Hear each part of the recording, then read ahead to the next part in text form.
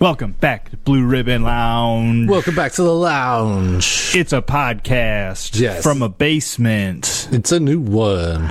This time. Yes. Thanks for being so patient, everybody. Yes, thank you all for being patient. I got abducted by aliens. They made me late for work, so I got laid off from my job. Oh, no. So if you've ever wanted to buy some merch, please feel free to buy a sticker. Or not, I'm fine. Don't worry about me. Or just check out Abernathy's.com. Yeah, I mean, if my wife can make more money, then I don't have to go back to work. Oh, there you go. Blow her spot up. Yeah, Abernathy's. Shop Abernathy's.com. Shop Abernathy's.com, yes. Yes, it's where you purchase things and shop. And this is a podcast about stuff that you didn't know you wanted to know. But we're going to let you know what you need to know. Hell yeah. There's some other stuff we had. We had some really good ideas for what to intro the podcast, but... Yeah. I don't know. It's been so hot. I think on the way here, my brain melted a little bit. Brain fried like an egg on the hot summer sun. Yes. It's so muggy. It has been hella muggy. I think there was heat lightning last night. Ooh, last night? Yeah. I know Friday, I believe it stormed, and there's some pretty good lightning then. Yeah, the storm came out of nowhere. Yeah, they kept saying, oh, it'll be Sunday. But then it showed up on Friday. I had just looked at the weather in the fabulous Quad City area. Yes. Home of the Blue Ribbon Lounge podcast. Moline is one of those cities. Yep. And it was like, the image was all rain. You know how it has like sunny, partly sunny. Oh, yeah. Cloudy with some rain. But this was like, the image was all rain, and it said a 15% chance. I was like, seems like a higher percent chance if you're going to use that, if you're going to go all out with that emote. Right. Well, I think the conspiracy is after Texas got hit with that flash flood. Yeah. Like a month ago or whatever, 2 months ago. Yeah. That all the weather stations have been more like conservative, or like not like doom and gloom, but they're like, we want to tell you first because if it happens, then oof, we told you. But if it doesn't happen, then you're like, oh well. Close call. But yeah, it was like 8:00 p.m. 15% chance, but the image was all rain. And then at like 6, my wife was like, it's getting kind of dark out here. And we were kind of putzing around, and I was like, yeah, it's supposed to rain around 8. And then all of a sudden, like, the wind immediately picked up. It was like, whoosh, fucking leaves, trees were rattling around, and all of a sudden, it didn't really downpour, though. No, it's for like a second. Yeah. But like, stood out on the front porch and saw some lightning, and then, that was about it. Yeah, fucking hella lightning. Lightning's pretty cool. Lightning is like fireworks from nature. Yes. I like lightning. As long as it stays at a safe distance. Right. When it gets close, it's freaky. Danger high voltage. Yes. Should we give them people what they want? What do they want? They want new stuff. None of this dumbass old stuff. Maybe some old stuff later, though. Well, some of the... I mean, I re-listened to that remote viewing, and it sounded a little more professional than some of our later ones. I was thinking that, too. We were talking about it, and I was like, I don't know, that episode probably sounds like it fucking sucks. And then I listened to it, and I was like, damn, this is pretty good. I mean, I think we're using this exact microphone that I'm using right now. Yes. Well, I think we got these later. Well, I got more of them later. Oh, Were we splitting a microphone back in the day? No, we were using the other ones. The regular looking ass microphones? Yeah. Man, I know a little bit about audio. Yeah, and that was all through like an iPhone too. Yeah, I was doing it all on my phone. And I think it actually worked pretty good until Bluff Skellington. Yes, because we had 3 microphones. Yeah, and that's when yours was kind of non-existent. Yes, which is all right. The important person was Jason. Yeah. And also you, Dave. You're important. Sometimes. And you, the listener. You are the most important. You are the most important. All 6 of you. I would venture to say 15. Oh, I thought you were going to say 5. 5. I mean, times 3. Yeah. But what'd you bring for us, Dave? Or unless you want me to go first. I feel like I always go first. Do you always go first? I don't know. Sometimes we bat it around. Sometimes I feel like I go first. I have one big one today. Oh. Yeah? Yeah. I was going to talk about amphetamines. Ooh. Which is a group I take those. You do? Yeah. Like benzos? Adderall. Adderall. That's a... Is that an amphetamine, I believe. What are you saying? Well, yeah, that's what I'm saying. Oh, yeah. Amphetamines. Yeah. Which is a group of synthetic drugs that stimulate the central nervous system, reduce fatigue and appetite, and increase wakefulness and the sense of well-being. I get super stimulated. Yes. And during World War II... WW2. They played a very big part. Oh, really? Yes, because Japan, the United States, the United Kingdom, and Germany were all of them used amphetamines on the battlefield, but Germany were like the earliest and most enthusiastic pioneers of pill popping on the battlefield. Hella super soldiers. Cracked out super soldiers. Yeah, because there was a German chemist, Friedrich Hauschild. Ooh. Who, like, because before the Americans had amphetamines. AM. But Okay. amphetamines. Okay. And this Frederick, well, because they had amphetamines, which was benzodrine, or benzies. Okay. Which a lot of the beat poets actually took along with their left-handed cigarettes. Ooh. Or their jazz cigarettes. You can't. The left-handed cigarettes. Yeah, you never heard that before? Uh-huh. That's why I think... Oh, no. I was going to say, I think that's why they're called J's, but no, it'd be L if it's left-handed. Oh, yeah. Instead of a J. I don't know why they're called J's. Why maybe jazz cigarette. Then they shortened it to just a J. Do you have a J? Yeah, you keep talking. I'll look that up. But anyway, he took the American amphetamines. Probably joint. Right? A joint is a J? Maybe. You keep talking. Okay. But that's all old school pot stuff, and we're talking about amphetamines. But he took those and turned them into their stronger cousin, methamphetamines. Hell yeah, girl. Yeah. And he actually sold it as, in Germany, called Pervitin. Yeah, in 1937. I was a Pervitin when I was in high school. Yeah. Jeez. But it was actually sold over the counter at the time. And it was even used to spike chocolates. Oh, shit. Well, they do that now, too. They just use, like, mushrooms and stuff now. Oh, yeah. True. You can get drug. It's like, what's better than drugs? Drugs Chocolate. and sugar. Yeah. That's funny. I was listening to a podcast, and they were talking about edibles. Yeah. And how they're like, they make them so strong now. You can only lick the candy bar. Yeah, and it's like, well, if you're a stoner and you want a brownie, why do you have to make the brownie like 500, 600 milligrams when you'd be like, let's just make it 50. You can eat a brownie and be mellow. Yes. Instead of being like, well, just take a bite of the corner of the smallest bit. It's like, what the hell? That's why I always make 2 batches. One is spiked and one is for when you're spiked. Yes. Okay. But Dr. Otto F. Rinke was Germany's director of the Research Institute of Defense Psychology. He saw Pervitin as the edge they would need to win the war. And he said it was an excellent... He was from Germany? Yeah. Yeah, that wasn't correct. But anyways, keep going. Did I not say Germany? No, they lost the war. Oh, but he saw it as a way to, because it kind of fit in with the whole like super soldier outlook or mentality that they had. So, you know, it doesn't sleep, it doesn't eat, it doesn't stop. Steve Rogers, Captain America, took performing enhancing drugs. Exactly. They probably got the ideas from the Germans. Yeah. But he said it was an excellent substance for rousing a weary squad. And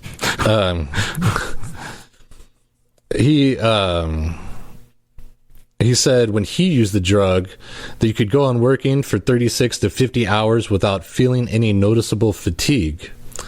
And the big thing that like made it become prevalent on the battlefield was in 1939 when Germany invaded Poland, and they ushered in a new strategy of warfare called the Blitzkrieg, where instead of like lining your forces up like a one-on-one, like football, like your offensive line, your defensive line, instead of doing that, you form like the flying V, like the Mighty Ducks. Fuck yeah, Mighty Ducks. And just pound into one spot and then break through and get behind them.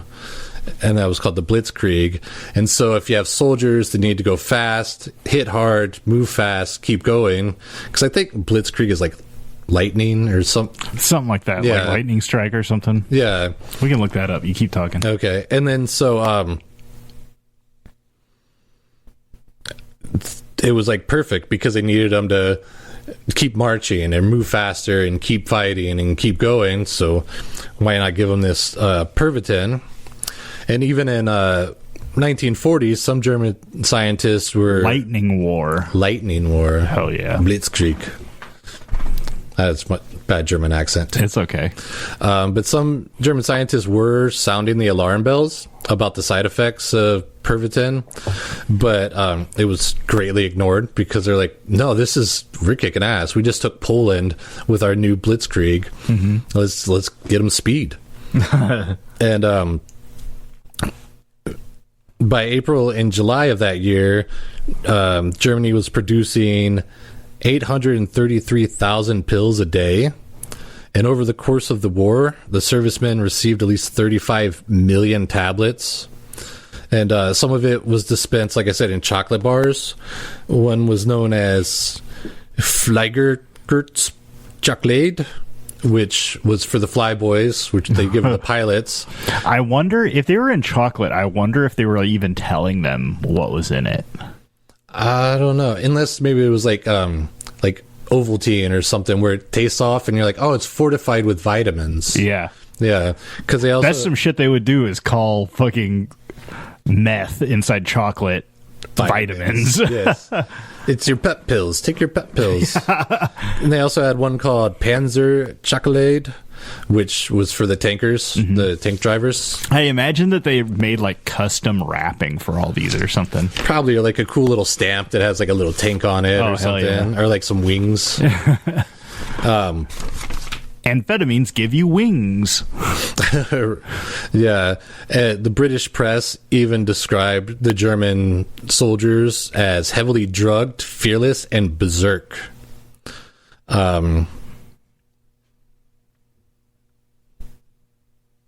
Yep. The German troops were also feeling the negative effects after several officers suffered heart attacks from overuse of the drug, because they were even using it like on their like R&R. Oh yeah, when they go on vacation. Dude, work hard, play hard. Yeah, might as well keep taking these drugs. And there was a guy who was actually Finnish, but in the beginning of the war, the Finnish were on the Germany side before I guess they started seeing the writing on the wall. But there was this guy named Imos who was a part of the Finnish special forces, and they were up in the mountains and like doing like the cool ski guys with the guns and all the white, and they were doing a patrol, and they got found out by Russian soldiers and like a whole battalion against their just like little elite force, and they're like, crap, we have to get out of here. And Imos was the lead, so he's like going, and he's got to like pack down the snow so everybody can follow his tracks, and he wasn't going so fast, and this whole like Russian platoon was like catching up with them and shooting at him. And Imos was like, he wasn't really big into the Pervitin because he kind of saw the effects it had on his fellow troops. But he's like, I need to go faster. And he's like, fuck. So, and they actually gave him the whole troops, or like their little squadron, whatever. Oh, God. They gave him all of their pills because they knew that he didn't like it, so he wouldn't abuse it. But he was like, okay, we need to get out of here. They're getting shot at. There's a whole battalion behind him. So he reaches in and he goes to jiggle out some pills, and they're all like stuck together from the warmth of being in his pocket. Oh. So he was like, he couldn't break it apart. So he's like, screw it, and takes the whole thing. Oh. Yeah. And he ends up getting him out of there, but he just like keeps going. Like right past the base.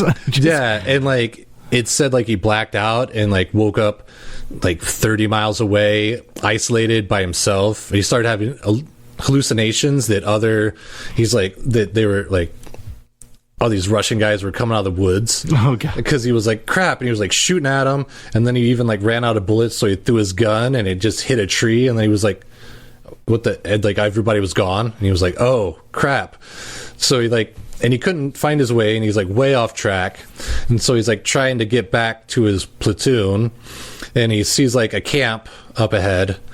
And he's like, oh, that has to be them. And he skis into it. And as he's getting closer, he realizes he just skis into the middle of a Russian camp. Oh, God. And just pretty much like, because he's going for like the campfire. And once he notices, he just like skis right through. And he's like, crap, I got to get out of here. So he ends up taking another handful of Pervitin to keep going. And like, he gets lost in the woods for a while.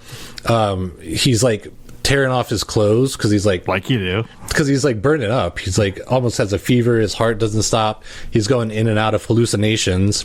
He finally finds a German base that they have abandoned because the Russians are advancing. But he goes and he's like, well, you know, maybe there's a radio or maybe there's some way to get help. But the thing that the Germans did when they abandoned places is they would booby trap him. Oh no! So he's, you know, skiing into the base and he hits a landmine. Oh shit! And he blows up, and it like just kind of like throws him a little bit farther. And so he like takes his time and he gets up and he's like, okay. And then he hobbles over to the door of the base because he's like, I need to get inside. The fridge comes on. he needs to get inside and grab himself a beer, so the fridge comes on. Nice. Yeah. We'll leave that in there. Okay. And he goes to open the door of the base, and it's booby trapped too, and blows him backwards. And they're saying, like, he's lucky that the door was in the way, but it, like, fucked up his leg and, like, his arm. And he said he, like, laid there because he couldn't move. He's all fucked up. And so he's like eating snow, and it said like maybe he was there for a week, but he was like just so amped up he couldn't sleep. He just kind of pretty much, have you ever seen like a time exposure where they like point a camera at the sky and just show you the sky? Yeah. He said it was pretty much like that. And finally, another, I think it was Polish patrol came by, and they saw him, and one guy went to get close to him, and he hit a landmine and got blown up, and they're like, oh, well, we can't come get you because it's all booby trapped, and we have to get our guy to safety, but we'll send people back for you. And it said like he sat there for another week and then finally was rescued.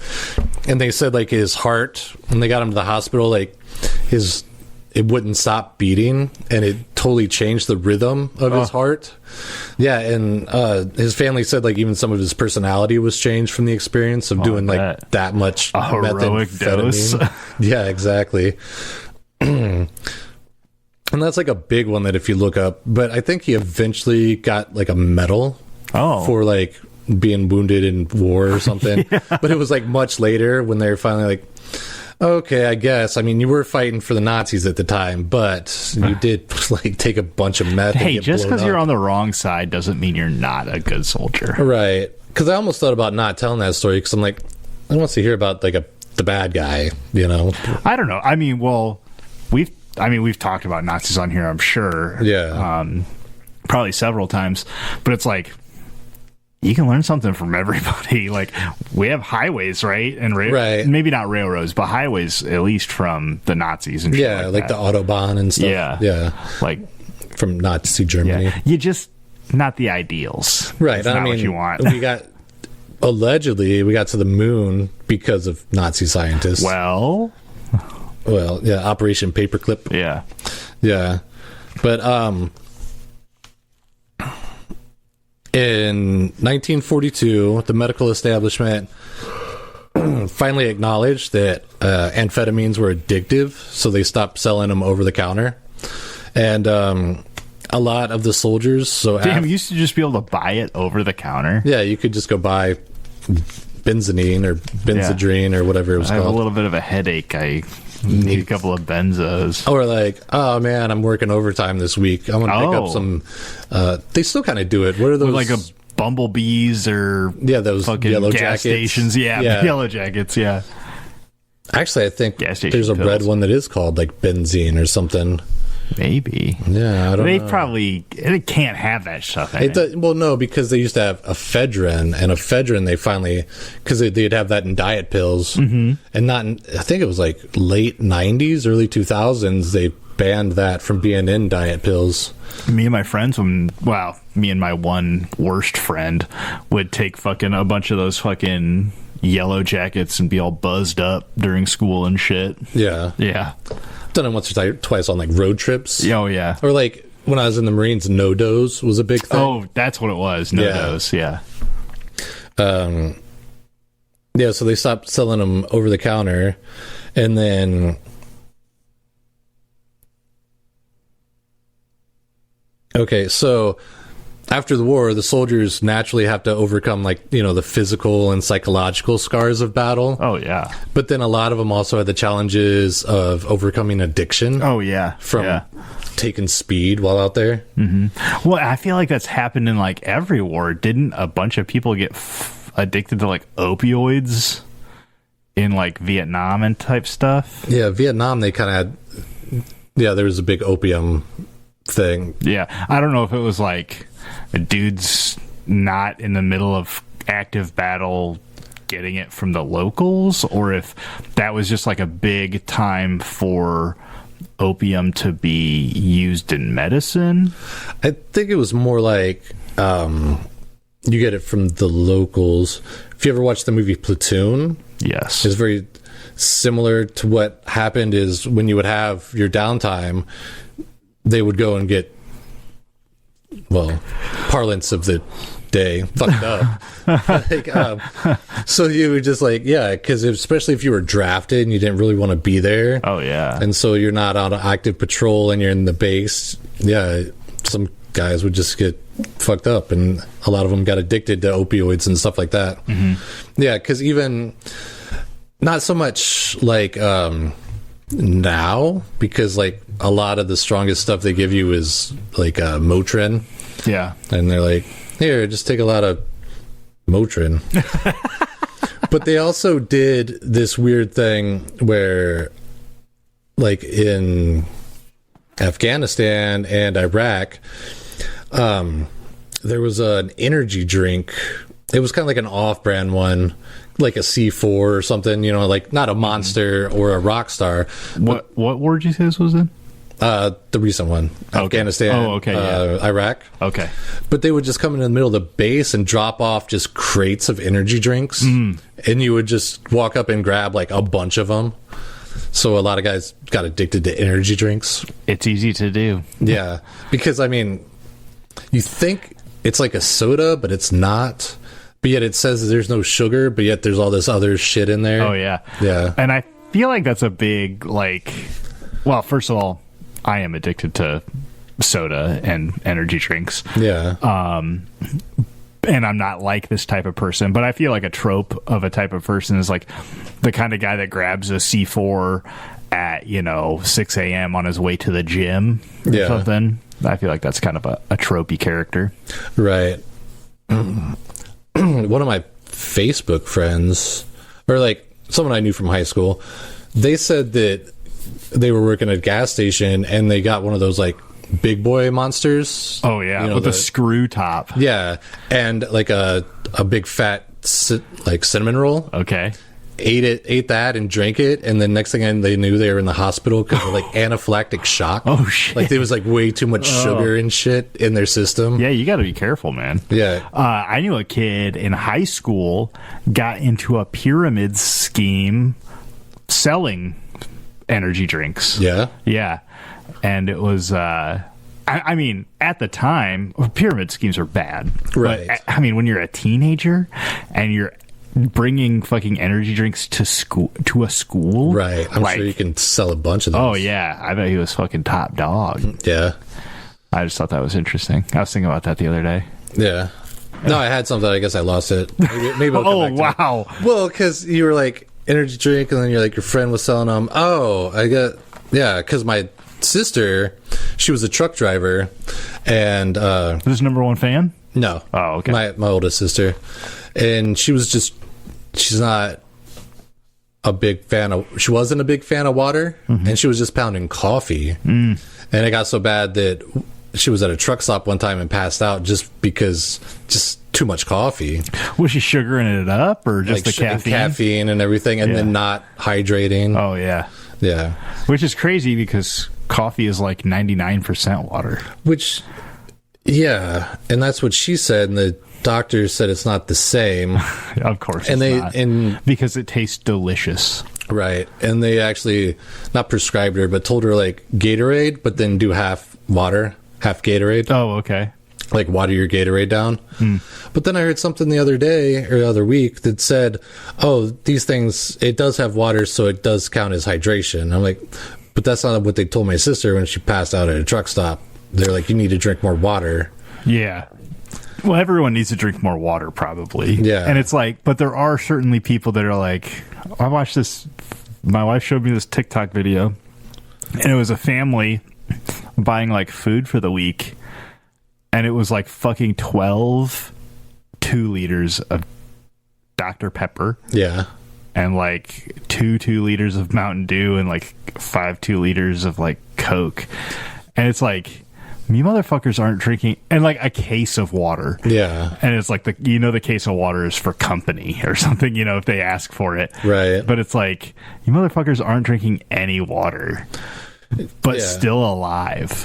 Probably got diabetes, but still alive. Well, even back in the 80s, 90s, nobody was really drinking water. Like, me and my friends would, but that's because, you're out riding bikes and stuff. Yeah. You drink out of the garden hose, or you run in and get a glass of water real quick, because even if you did get a 12-pack of soda, you're going to drink water, and the soda is for when you're watching, Jason Voorhees or playing Nintendo or something later on, so you can stay up all night. Shit, yeah. Yeah, but I see people at Hy-Vee where they put the bottles on the side of the cart. Oh, yeah. They do that, and they'll just be like lined up, just like soda. I'm like, how can I'll get one once a week maybe as like a treat, because I wasn't always told, but one time I heard something where they're like, okay, well, you have say you have a soda with dinner, that'd be the same thing as setting up a full dinner and then eating like a candy bar while you're eating dinner. Also not a bad idea. Well, not if you want to be healthy. Fuck that. I mean, fuck that. Yeah. Or that's like on the Are You Garbage Boys? They're like, do you have milk with dinner? Oh, well, they're always talking about what do you have with dinner. I don't think milk is bad with dinner, because it depends on the dinner, I think. But also, just drink what you like to drink. Yeah, we drink a lot of LaCroix. Yeah, and I don't mind that. And I drink a lot more water than I used to. Yeah, I drink a lot of water, and I drink a lot less soda than I used to. Yeah, I do regular tea. Oh, okay. You brew it yourself? No, I'll get the green leaf or Lipton? whatever. Oh, okay. But I'll get just the straight tea, not like the sweet tea or the lemon tea. Which reminds me, we have a sponsor for the podcast, and I keep forgetting to do it. Got our friends at the Tea Farm. The Tea Farm. Yeah, I can't remember what they're called. I look at it on Wednesdays, and I'm like, I gotta remember that. I should just put it down here. But from the Planet FunkCon friends, made friends with these folks selling tea, and they owned a tea farm in Hawaii. Oh. Sold the farm to their friends, and now they moved back to the States, and their friends grow the tea, and then the people we met sell the tea. Distribute it. Yeah. Tobin, I don't remember his wife's name. Very nice people. Wouldn't be on the podcast, but they were pretty busy all weekend. Yeah. But he gave us some tea that when you brew it, it looks normal, but then when you put lemon in it, it turns hella blue. Oh. Yeah, so I'll have to do, well, I want to have some, but I've been saving it to have it with you, Davey. I thought about it today, and then I had to get abducted by aliens. I know. Well, they got to probe your mind so you can well, they went in the long way. No. But I'll try to remember to do that for next time we record. Yeah. We'll both try to remember it, and one of us will. Okay. And I'll also take a video of the shit turning color. Oh, that'd be cool. Yeah. Yeah. Do you ever think that fish are like, man, I got abducted by aliens, and they probed my mouth, and they measured me, and then they weighed me, and then they threw me back in the air? I was talking to... So I have a friend who does coyote trapping for a profession. Okay. And he's talking about how he... And he does a lot of other pest stuff too. Like, I watched him set up a job for muskrats. Okay. And so the muskrats live in the water. So he has this water cage, and he floats it in the water, and he puts carrots all around the outside. And like, could you imagine like walking up to like a burger joint, and somebody's like, "Hey, here's this hamburger. You want to go inside?" And you go inside, and you like get dropped into a fucking pit and drown to death or something. Like just all of a sudden there's this just giant structure, and you're like, oh, there's cheeseburgers out here, I'll go see what's inside. And then it's like a trap and you die. Well, that would be crazy. I was thinking more like, yeah, like you said, like a food truck or something, and you walk up to it, and then like the awning closes on you. Yeah. And like then you're just like, are you like and then they stuff you in like a burlap sack, and then you get dumped out into like an urban setting, and you're like, I'm in China? Like, what? Where am I at? Yeah. Like, what the hell? Yeah. Or like, catch and release on animals. Like you catch a raccoon in your backyard and you take it like 20 miles away. Yeah. You're just like, I don't know any of these other raccoons. Yes. I don't know this place at all. That's crazy. Did we get off topic? Are you done with yours? Oh no, that was it. Yeah. Oh, wow. Just about how like you never think about that when you think about war. With the addiction part. Yeah, the addiction part for sure. Because it does make a lot of sense. But you hear so much more about like, well, everybody goes on and on about the Holocaust, which is important. Yeah. But yeah, there are so many things happening. Like, I don't know if you had ever listened to Dan Carlin's Hardcore History. No. But there was so many advances with World War II. Like in the beginning of World War II, people were on horses. Yes. And then towards the end, it was like tanks and planes and shit. Right. So, or maybe that was World War One.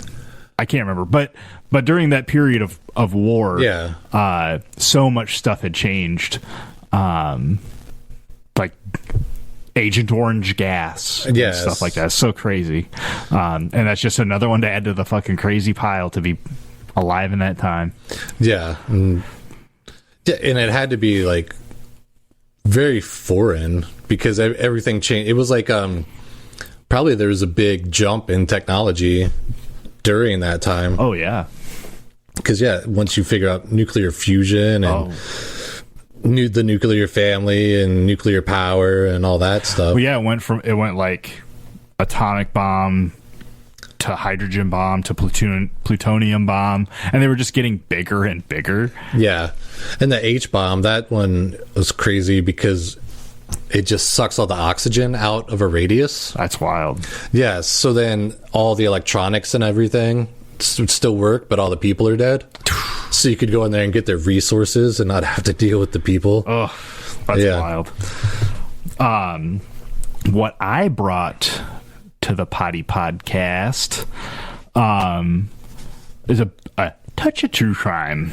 The wife had on this documentary on Netflix by American Murder, is I think the company who did it. They may have multiple podcasts, but that's just who I saw that they had done. But it was about this Gabby Petito. You heard of her? Gabby Petito. I'm gonna touch on this briefly. I mean, the the documentary was like 3 1-hour episodes or something like that, and it was really good. Yeah. If you're into true crime, for sure check it out. Spoiler alert, she dies at the end. Oh no. Well, there would have to be a crime. The jaywalking. Oh yeah. In July of 2021, Gabby Petito, 22-year-old white woman, and her fiance, Brian Laundrie, 23-year-old white man from Blue Point, New York, decided to live the van life. 2021 was just after COVID. Is that the one, like, Florida guy? Yes. Yeah, I think his family was like from Florida, I think. Yeah, and I don't want to step on your toes. I'm just trying to think. That's fine. What I know, it's like they went van lifing, and I know there's like a body cam where cops actually stopped and were like, "Oh, were you guys okay?" And she's like, "Oh, we just had a dispute and we're just getting off the road." And then like a couple of weeks later, she went missing, and he didn't know where she was, and all this crazy shit that follows. Yep, and that's the story. Thanks for listening. No, I'm just kidding. I'll go into more detail. So yeah, Gabby quit her job around that July time to travel the van life and start a blog, or it was more like a vlog with a V for video. And the trip did start off rocky around August 12th, when in Moab, the police responded to a 911 call of a report of a man traveling in a van and was slapping the woman in the passenger seat. Okay. And this was, in fact, Brian and Gabby.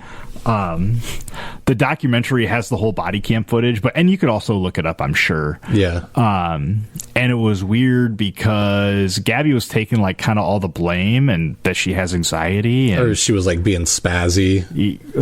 Well, you know, like, I'm not gonna say like a woman. But like, I mean, she was emotional. Yeah, like, and she probably did have some anxiety. But it seemed like from the body cam footage that I remember, they were kind of like eye rolly, like she's kind of overreacting and it wasn't a big deal kind of thing. I felt like I could see some of the parts where you would say that, but I felt like they were taking it pretty seriously and doing the best that they could. So they pulled Gabby out of the passenger. I think maybe he was trying to play it up like, oh, she just overreacts. She has anxiety. It. Yes. Brian was doing more of that. He was like being kind of jokey and shit. Yeah. So they pulled Gabby out of the passenger seat, and she was saying she was hitting him and that she has anxiety and she freaks out. And Brian, I guess, had some scratches on his face. I couldn't see him. I was more listening than anything. The cops, like, they split them up, and they took Brian to a hotel, and Gabby stayed with the van. Okay. And that was kind of more what they wanted, but you would kind of think it'd be the other way around. Well, they would have the guy stay in the van? Yeah. Yeah. Because, I mean, who's more likely to get, murdered or something? Or something, yeah. Something. Well, I've seen a lot. There's a video YouTube channel that's called Wilderness Whispers, and it's all these people camping and stuff and experiencing weird phenomenons, but a lot of them are like girls who are like, I'm doing the van life, and then excuse me, having weird people come up, or them not feeling safe because they were alone, but then 4 cars pull up. So yeah, if you're going to be traveling alone as a woman, you should get a gun. Yes. So I don't know what the logic of the cops would be to leave her in the middle of the desert in the van. And a lot of what it seemed like to me was like their hands are tied. Put all of the fucking boots on necks, racist bullshit that cops do. They seemed like they were trying to do a pretty good job. Yeah. And it seemed like kind of more so that Brian and Gabby decided that that's how they were going to split up. Right. And that's also one of those things where it's domestic, and if they don't press charges, you can't really do anything about it. Yeah, there's like know, because like Brian had the scratches, and I think they did kind of touch that, like maybe Gabby's face was a little swollen, and the report was of the man hitting the woman. But yeah, if you don't have a weapon, right? What is it like? If there's no murder weapon, the cops' hands are kind of tied, right? But they split up for that, and they eventually got back together. On August 25th, Gabby's last phone call with her mother and last dated Instagram post before going missing. So Gabby's family reached out to Brian, like, we haven't heard from our daughter. Yeah. And they couldn't, I can't remember if they couldn't get a hold of him or if he was just like, yeah, she's not with me or what. But I think they couldn't get a hold of him because they went on social. They had only been dating for a little while, like 6 months, I think. Oh, okay. But they went on social media to contact Brian's parents. And when Gabby's family contacted Brian's family blocked them on all social media. Ooh. Their daughter is missing, was last with Brian. Yeah. And Brian's family, after being reached out to, blocked him on social media, which is fucking crazy. Yeah. And this documentary was interesting because, and I don't know if you had said it yet or whatever, but it was like the real, I felt like it was a real big explosion of like the true crime, COVID, internet sleuthing type stuff. Yeah. And so Gabby's missing. It's making some news because there's literal reports of it now. Right. And so they're putting it on the news and everything's fishy about it. And at one point, Brian goes back to live with his parents and they still haven't heard. Gabby's family still hasn't heard from him or from Gabby or from anybody. Yeah. And so like the cops and the FBI get involved. And like it's funny because like in the documentary there's a lot of video of like these internet sleuths going to their house and like protesting and like essentially harassing them and shit and like sticking cameras in their face. Okay. Being like, where's Gabby? Where's Gabby? And then Brian ends up going missing. And when there's a point where they come up with a better timeline of Gabby being missing with like phone records and stuff like that. Yeah. And then the whole thing was just so interesting socially, I thought, because these van life people who essentially all have blogs. Yeah. They must have like forums and stuff where they communicate. And one van lifer had posted that, hey, the timeline has changed. So if you were in this area during these dates, check any footage you have, because that's where Gabby went missing. And they had an interview of the gal who drove by their van, yeah, like at the time that Brian was essentially killing her. Oh, okay. And then they posted it online. Huh. I don't know if they also sent it to the cops, but they posted it online and got like 1 million views, which is weird to me. You'd think you'd just go straight to the police with that, but they eventually do find Gabby's body, and Brian is now missing. Now there's a manhunt for him, and they find him, and he had committed suicide, and in his belongings at some point they find this letter from his mother to Brian. Okay. And it says, I'm gonna read the whole fucking thing because it's wild. Go for it. This is to Brian Christopher Laundry, burn after reading, it says on the note. Jeez. Right? That's a setup, huh? Yeah. I just want you to remember I will always love you, and I know you will always love me.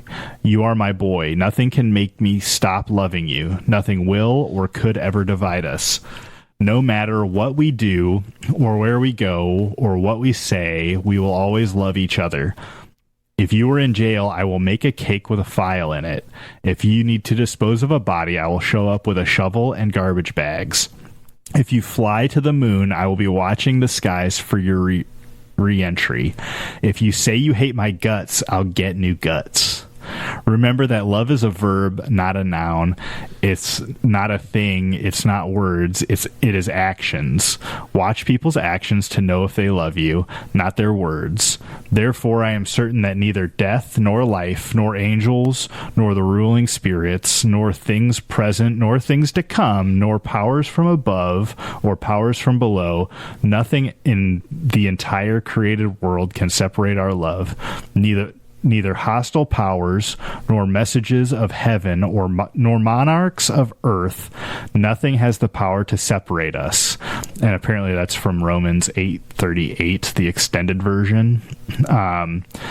Nothing can separate us, not hatred, not hunger, not homelessness, not threats, not even sin, not the thinkable or unthinkable can get between us, not time, not miles and miles and miles. And that was the letter. Weird. Which is fucked up, because it's like, I mean, I don't know if you've ever had this thought, like, what would your kid have to do for you to not, like, love them anymore? No, I've never had that thought. Oh, maybe I'm fucked up. Well, no. But it's like, if my kid ever did like a heinous crime, I wouldn't stop loving him. Right. I would visit him in jail, but sometimes love looks like, you know, getting them to do the right thing. Yeah, getting them help. Yeah, turning them in or helping them to turn themselves in or something. Yeah. But yeah, that's almost like a fucking toxic relationship in itself, almost, that letter from the mom to the kid. A little bit, yeah. You'll always be my special boy. Yeah. Like, you'll always be my special boy.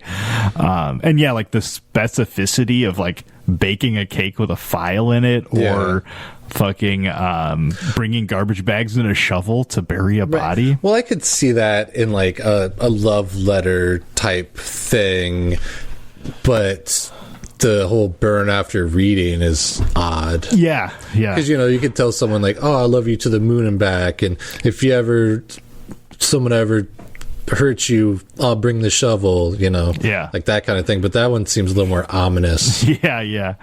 And I get through all that to say, watch the documentary. It's actually really good. Yeah. Is that so he never talked to the cops? He never talked to the cops, I don't believe. Okay. I don't believe so. Okay. Was she found in the van? No, she was found like where the van was parked. It was like a couple miles away. Oh, okay. Something. Because I think I saw.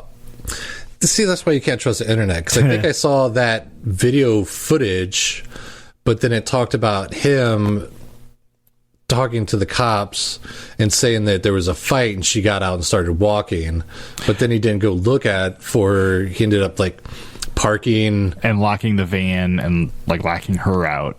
That was all still part of that one, I think, situation. All right. Because they talked about him seeing his friend or like driving somewhere. I don't know. I watched too much of that stuff. It all kind of mingles together after a while. Yeah, for sure. But check out the documentary, Dave. Don't quit speculating. Just watch it. I should stop speculating.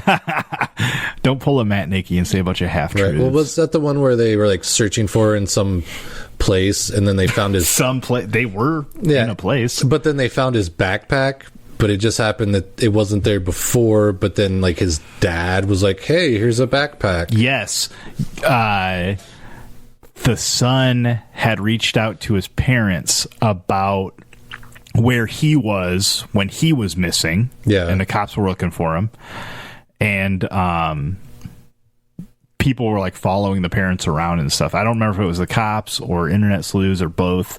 But the cops like found the backpack and I believe his body. Okay. But it was like after they searched the area, kind of. Yeah. Yeah. Yeah. So I think people were speculating that maybe the parents were trying to help cover up something. Yeah. Yeah. Yeah. That's like a lot of what it was. Okay. But halfway through this documentary, I was like kind of struck by like, why is this murder being covered? And while a lot of it may be like the internet aspect, right? And at one time people were locked inside and had nothing better to do. Yeah, like, and the rise of true crime. Like, who would know anything about the Tiger King if it wasn't for the pandemic, pretty much? Yeah. But I found some other phenomenons relating to this because I was like, why is this? You know, good thing this girl was young and white and pretty. Right. And that led me to a couple of these phenomenons: missing white woman syndrome, okay, and then the less dead phenomenon, and the concept of no humans involved.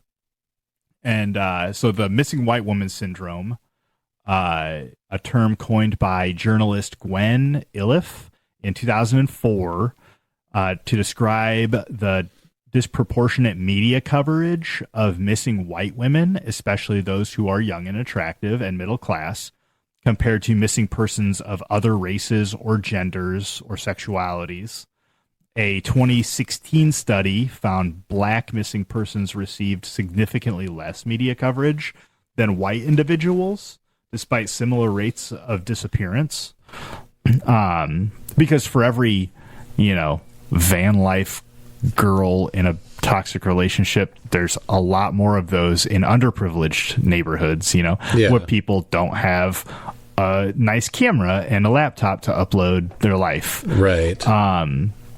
And then in a 2019 study showing female victims receive more coverage overall, with white women dominating national attention. Even when you think of like OJ was black, but he was famous, right? But his wife was white, I believe. Yeah. Nicole Brown. Yeah. Simpson. And then the media often portraying white women as media, and I feel like movies and TV shows and stuff, right? Yeah, portraying white women as sympathetic figures, for example, like daughters and students, while coverage of black women may focus more on personal struggles or criminal and drug abuse history. Then the less dead phenomenon was coined by criminologist Steve Egger. This refers to victims, often sex workers, homeless individuals, addicts, or people of color, whose murders are less likely to be investigated, solved, or covered due to societal bias. Yes, and it's also, some people blame police officers or the police department because, yeah, a homeless guy, homeless girl goes missing. They're less likely to put a lot of manpower behind that as opposed to the daughter of, I don't know, some business guy and then like Rich Bassford or something. Rich Bassford. Name drop. The less dead phenomenon. Victims are also often seen as less worthy of justice. Like if a criminal gets stabbed in prison or something, and there's like 10 guys that could have done it, and they're like, well, I guess we'll never know. I don't know if that's real or not. I made that up. But that's a lot. Like I said, I watch a lot of these, and they'll be like, it's like, because it happens in the LGBT community too, where some people will go missing from a nightclub, or these guys, they live alone, but they go to these nightclubs, and in the 80s or 90s, the cops were more likely to be like, well, they're weirdos. Like, so they're obviously up to nefarious acts because we don't understand their lifestyle. Right. So they're not going to put the man hours, or because if you watch a lot, well, say like 50% serial killers, it's always like homeless people or sex workers or the LGBT community, and the cops just seem to be like, no, okay, well, we'll let you know if we find anything. Yeah, and that leads us into this no humans involved phenomenon, which is a dehumanizing acronym reportedly used by some law enforcement agencies, notably the LAPD in the 1990s, to label cases involving marginalized victims, especially black men, sex workers, and drug users, as not worthy of full investigation. And these phenomenons lead to things like skewed public perception of victimhood, unequal allocation of investigative resources by not having a cop on two cases. You put two cops on the white woman's case. Right. Reinforcement of racial and gender hierarchies, and also classist hierarchies. Lower clearance rates for murders of minority women, drug addicts, sex workers. Cases like the Green River Killer in the U.S. and Robert Pickton in Canada, and like you were saying, Dahmer, was it, that picked up gay men? They target sex workers, drug addicts, people, minorities, but those serial killers were able to go unsolved for years more than likely because of the lack of effort put into it. And this reflects the systemic racism and classism in policing. Yes. And that is what I brought to the table.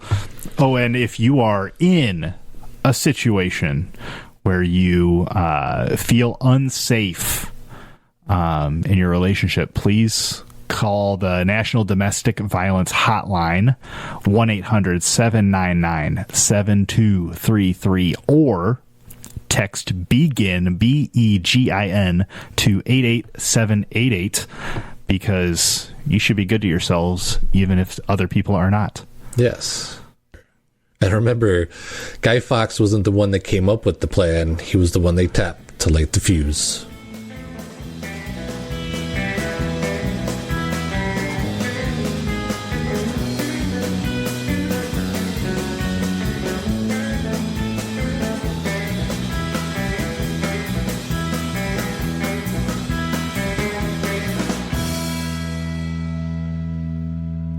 Check on your meatloaf. Check on your spam. Spam? Yeehaw!